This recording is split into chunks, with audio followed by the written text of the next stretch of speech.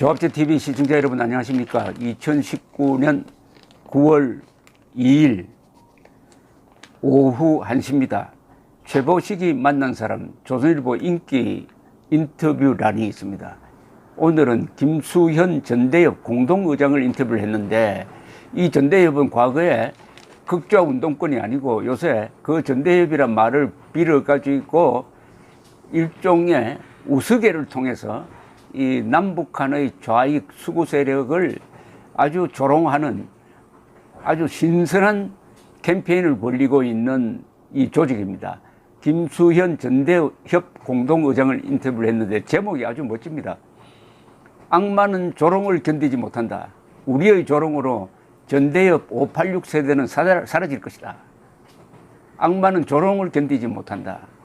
우리의 조롱으로 전대협 586 세대는 사라질 것이다. 전대협 586이 조국으로 대표되는 사람인데, 이 사람들은 민주화 운동을 한다면서 일종의 이익 공동체가 되어가지고 온갖 이권을 주고받는, 그러면서 우리나라에서 가장 양심 세력인 것처럼 행세하는 이들의 정체를 조롱하고 있는 아주 유쾌한 청년입니다. 유쾌한 청년. 인터뷰를 읽어보면은 여러분들이 아마 통쾌하게 생각할 대목들이 많습니다. 나이가 30살인데 이분은 지난 8월 14일 대한민국 사랑회가 주는 제12회 우남 애국상 청년부분상을 받았어요.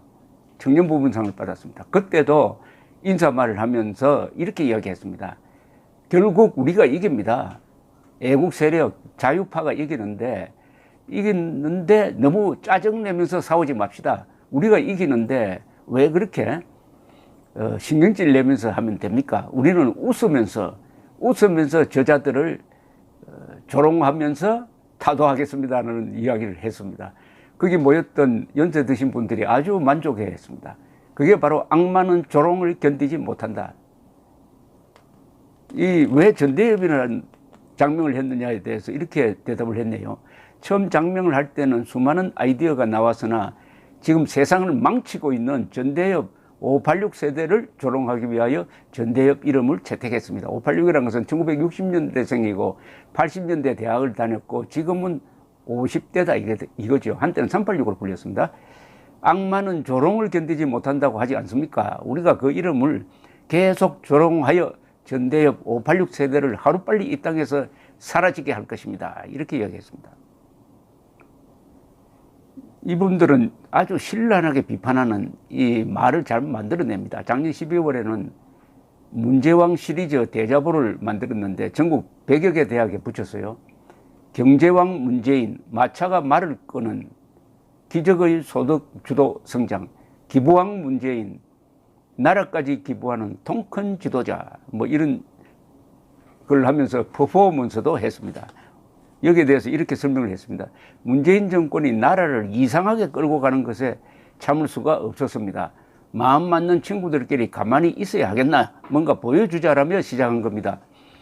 풍자와 해학, 반어, 패러디를 통해 우리 또래의 눈높이에 맞춰 가자고 했습니다.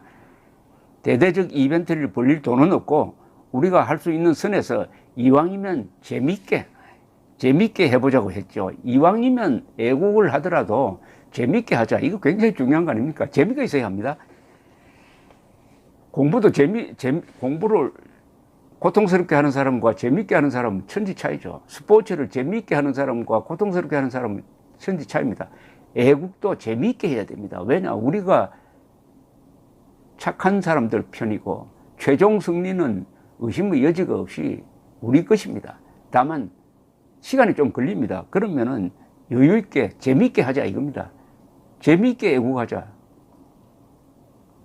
이 사람의 경력은 이렇습니다. 2015년 영남대 총학생회장을 했고 그리고 전대협 총회장을 하면서 영남, 그러니까 대구권의 학원 분위기를 많이 바꿔놓았다는 겁니다. 그리고 지금 전대협 소속은 20, 30대 대학생과 대학원생이 대부분이고 직장인도 있습니다. 전대협은 비공개 점조직으로 운영됩니다. 이렇게 주장을 했습니다. 그런데 청년 세대가 왜 문재인을 더 지지하게 되었느냐에 대해서는 이렇게 설명을 하네요. 저들이 정의, 공정이라는 이슈를 선점했으니까요. 청년 시대의 감성을 건드리는 게 바로 정의입니다. 저들은 입만 열면 이 말을 외쳤고 보수는 정의롭지 못한 세력으로 공격을 했지요. 저들을 지지하면 정의가 올 것으로 청년들은 본 겁니다. 그렇게 정의를 입에 달고 다니던 사람들이 조국 후보자를 지금 옹호하지 않습니까? 이렇게 이야기했네요. 그럼 대접을 어떤 식으로 전달하느냐? 대접을 전달은 쉽습니다. 서울에서는 직접 수령하고 지방의 경우에는 택배로 붙입니다.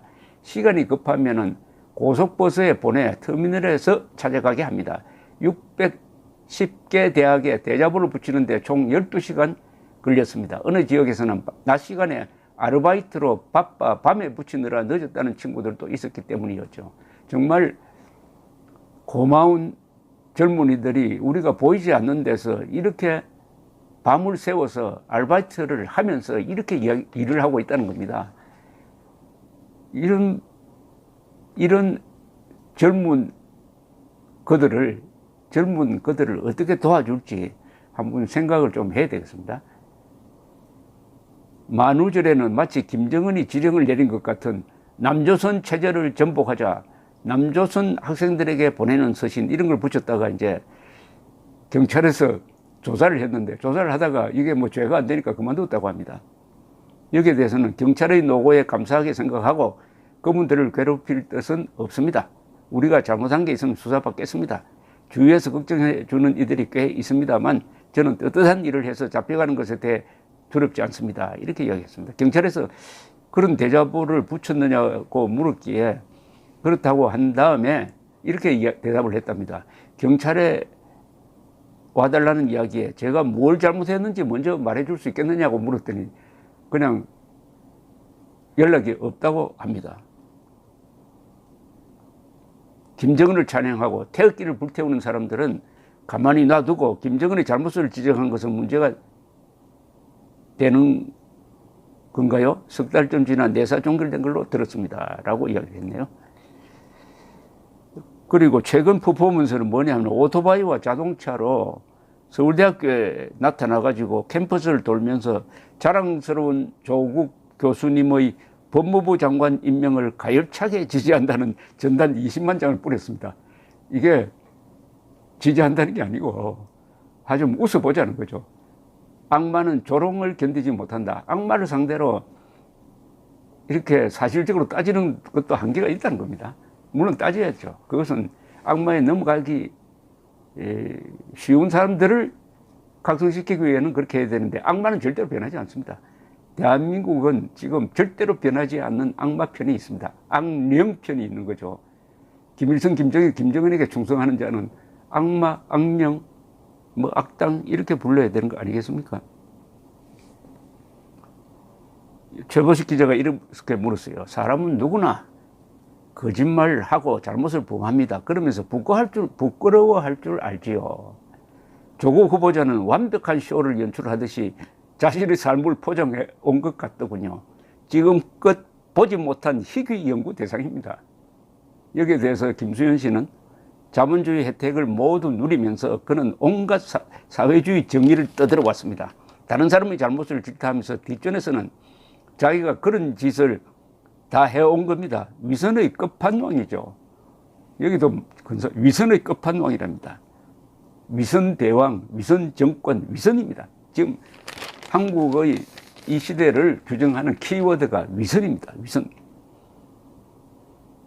유시민 씨가 조국을 편들고 나온 데 대해서도 직격탄을 날렸습니다. 김수현 씨 30살 되는 전대협 의장, 공동의장입니다. 김수현 씨가 이렇게 이야기합니다. 청년들은 그동안 유시민 씨의 현란한 말장난에 속아왔던 겁니다.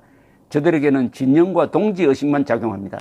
가령 그 동지가 살인을 저질러도 살인 행위를 비판하기보다 살인을 저지르게 한 사회에 화살을 돌리도록 유도합니다. 요거 딱 문재인 씨의 어제 발언을 바로 지적한 거네요. 어제 저 동남아시아로 5박 6일 동안 출국하면서 조국 씨의 그 수많은 비리에 대해서는 한마디도 하지 않고 대학 입시 제도가 문제라고 했습니다. 대학 입시 제도. 그러니까 살인을 한 자는 처벌을 받아야 하는데 살인한 사람은 죄가 없고 우리 사회가 문제다. 우리 모두의 책임이다. 이런 식으로 물타기 하는 것을 미리 딱 지적을 했습니다.